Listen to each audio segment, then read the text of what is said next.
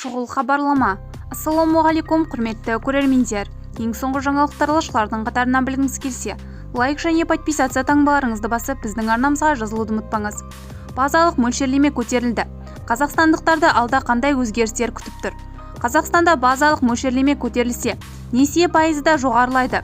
Сондай-ақ депозит шарттары жақсаруы мүмкін. Инфляция бәсеңдеуі ықтимал. 10 қыркүйекте Қазақстан Республикасының ұлттық банкі базалық мөлшерлемені 1,5 тармаққа, яғни 18%-ға көтеру туралы шешім қабылдады. Бұл 2025 жылдың наурызынан бірінші рет болып отырған жағдай. Қазіргі көрсеткіш рекордтық деңгейдегі ең жоғары мөлшерлеме. Базалық мөлшерлемені көтеру туралы шешімнің себептері қарапайым.